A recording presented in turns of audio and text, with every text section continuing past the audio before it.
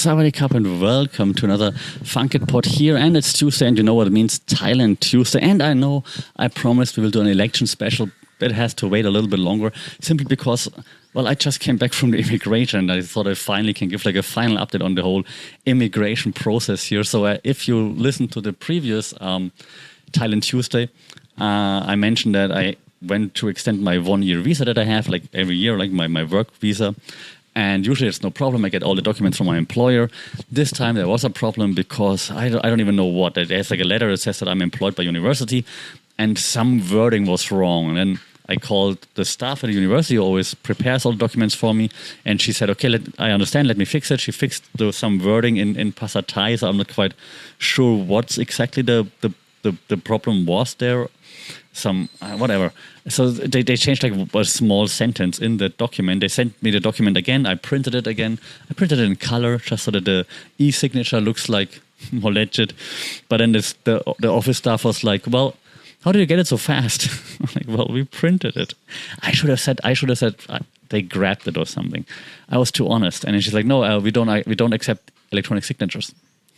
Like, it's like a scanned signature. And so it's the hand signature, but it's scanned, and so it's in the document, and so the staff just rearranged the document, and the signature is still on there. Like, we don't accept that, so you have to bring the actual signature. So I got like a 3-week stamp in my passport, and had to bring that one document within 3 weeks again. So I got the document, which the signature looks exactly the same. It looks, because it's the same. It's the same, right? Anyway, so I got that document with the hand signed signature that looks just the same.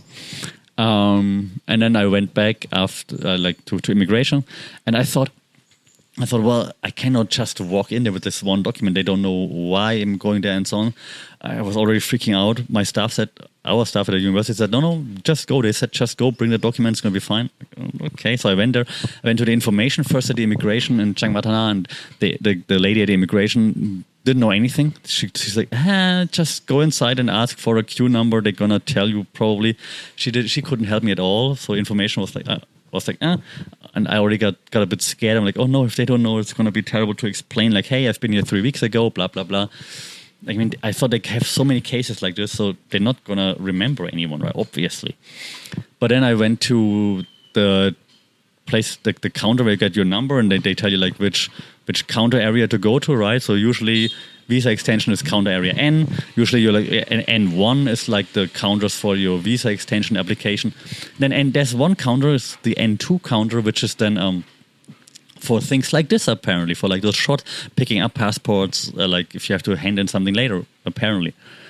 So then I got an N2, like I gave them my passport, they just scanned it, they're like, oh yeah, we see what's happening. So good on the system. I did not expect the system to be so efficient in this case. I don't know why, maybe previous experiences, but I was positively surprised that they only checked my passport and they're like, oh yeah, you need N2, okay, here's N2. So then I went there. I had like 5 queues in front of me, so it was no problem at all. Within like 30 minutes or so, I was called upon. I went there. Then there's this immigration trainee, right? The ones with the red jackets. And she said, "Oh, you want to cancel the visa?" I'm like, "No. Apparently, lots of people go there to cancel at the N2 counter. Apparently, so no, I have to hand in this one paper here." And she's like, "Oh, let me check." And then there's like a huge I don't know, like lots of visa applications like just lined up, apparently like by date, I guess.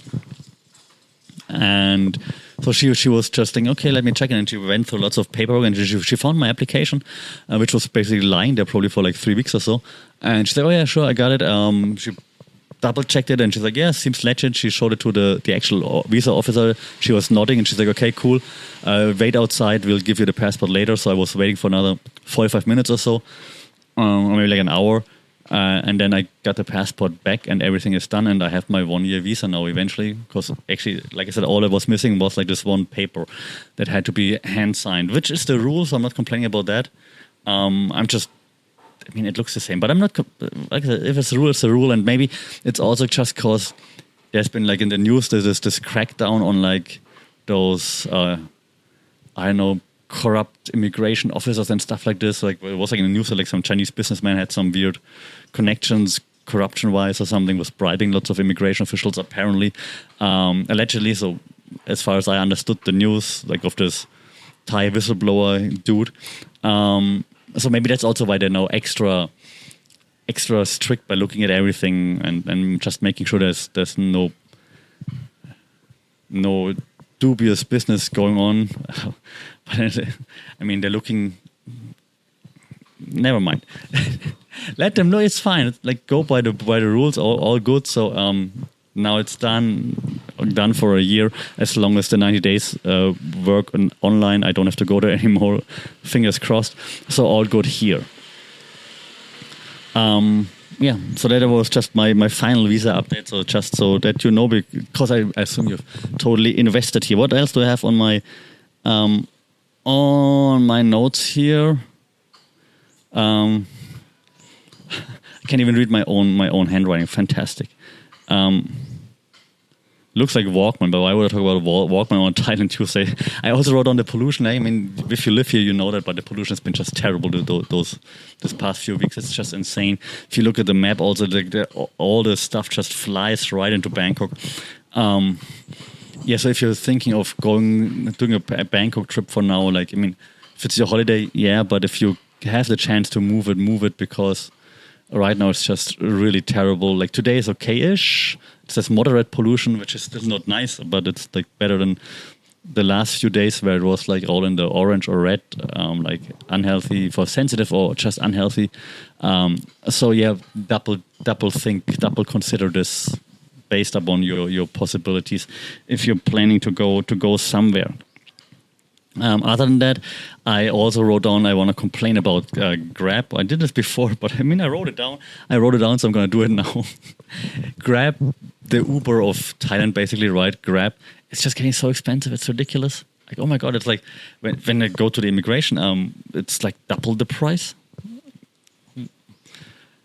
When I want to go to work for like I don't know, if there's no traffic, it's like maximum 30 minutes. It's like 500 baht. Insanity. Crazy. Yeah, well, so I'm just wondering, like, sure, I mean, could I afford it? Yeah. Would it? It stinks. It definitely stinks. Right? It's not like, yeah, I got the money, so it stinks. But I could do it. But it stinks. It would. So I'm not doing it. I use public transport, and if I have the time, I just wonder, like, how much longer they gonna do that, and they're gonna increase the prices and so on. Because I mean, what's about the population of Bangkok that can't afford it? Like, are you only catering to like high-so upper class expats, or what's happening? Insane. No one really thinks about the population. That's with everything. Like the prices, everything's getting so expensive. Who thinks about the people that actually make the whole stuff work? It's really annoying. It's frustrating. And yeah, no one seems to care. I mean, that expats don't care is unfortunately normal because they only care about their own stuff, which is annoying. I have so many friends, I'm not sure if it's even friends, but contacts, people I know, they just live in their expat bubble and they have no clue about like what's going on, how much average person living in Bangkok makes or living in Thailand makes, living wherever. They've never been out of their expat bubble. We have an expat, for those who don't know, we have an expat town in Bangkok. It's called Nishada.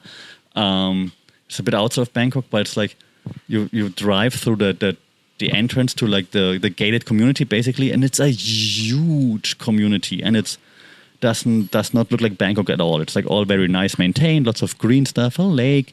They have like golf carts in that community that drive around.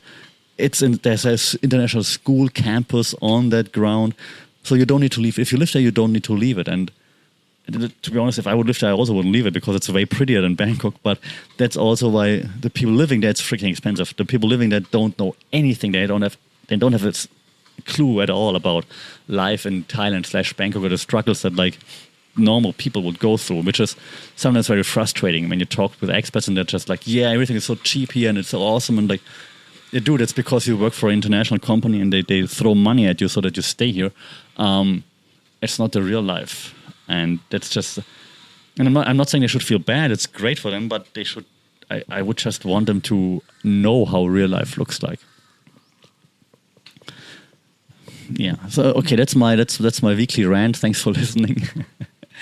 I think I'm gonna try to do the election thing the next time. Today in the morning when I walked to the gym, actually one of those election, there are like posters everywhere, right? Like or posters like on cardboard or something, just so they stay longer, right? This one cardboard actually fell on my head. Thanks for that. I'm not going to say which one it was because I don't want to get involved in politics, but maybe I'll give you a breakdown of like how things work and what's happening, what's in the news right now, things that I can mention without getting into trouble. So I'll prepare this for next time, and then we talk about politics in Thailand/Bangkok. Okay, until then, as always, if you have any questions, shout out, and otherwise, stay safe, take care. Like, share, subscribe, or rate the podcast, and get ready for some politics. Saudi Cup.